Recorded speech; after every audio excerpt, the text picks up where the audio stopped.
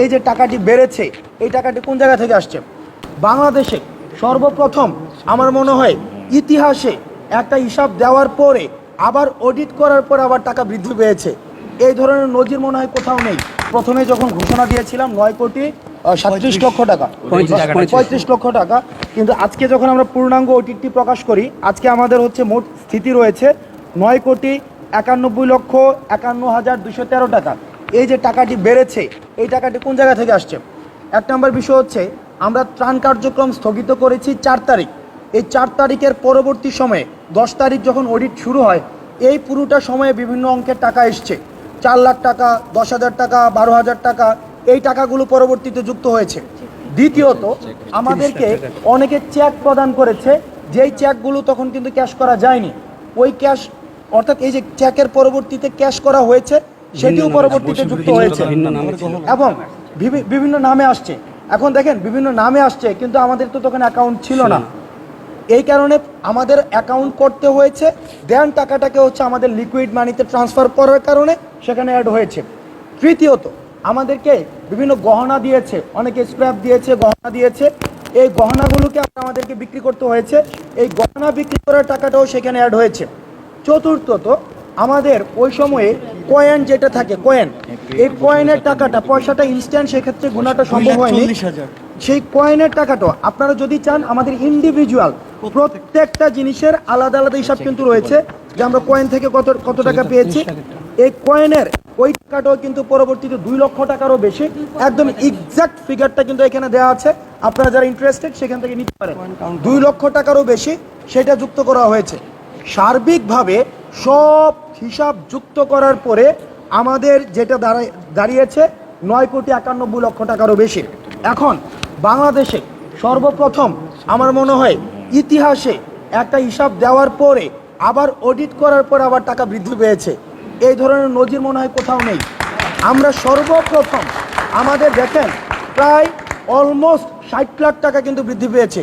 এখন যারা বিভিন্ন সময় এলিগেশনে এসেছে, টকশো বুদ্ধা, ইউটিউব বুদ্ধা অনেকে রয়েছে, আমরা এলিগেশন এনেছে আমাদের বিরুদ্ধে যে টাকা নিয়ে নাকি আমাদের ঘুরতে চলে গিয়েছে, টাকা নিয়ে এটা চলে গিয়েছে, গাড়ি কিনেছে। এই বিষয়গুলো কিন্তু আমাদের বিরুদ্ধে এনেছে, এই বিষয়গুলো আমাদের বিরুদ্ধে এনেছে। কিন্তু দেখেন টাকাটা অ্যাকাউন্টে রেখেছে।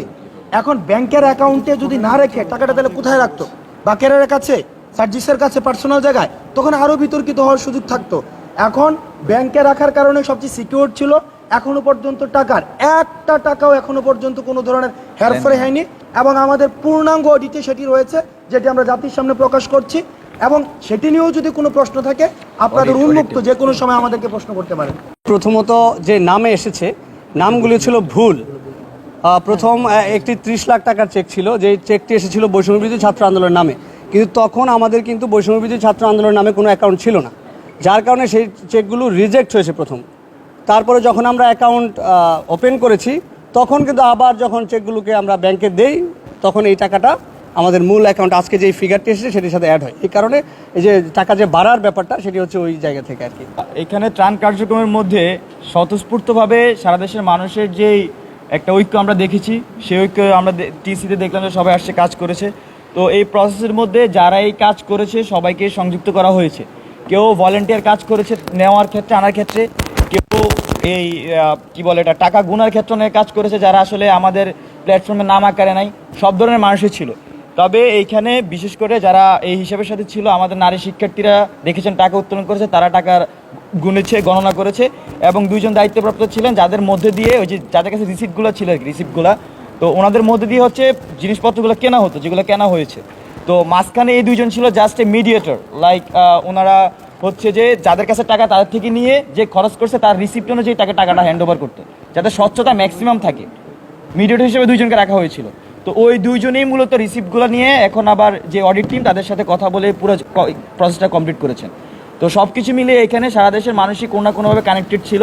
তো এইখানে আসলে আমাদের যে অডিট রিপোর্ট আজকে প্রকাশ পেয়েছে, আমাদের জায়গা থেকে এখানে কোনো ধরনের আমরা মনে করছি জিনিসটা পূর্ণাঙ্গ একটা স্বচ্ছ জিনিস, এবং একই সাথে আরও যেসব প্রশ্ন এসেছে, আশা করি যে আজকের অডিট রিপোর্ট প্রকাশের পরে এবং এই প্রশ্ন উত্তরের পরে সকল প্রশ্ন উত্তর আসলে জনগণ পেয়ে যাবে।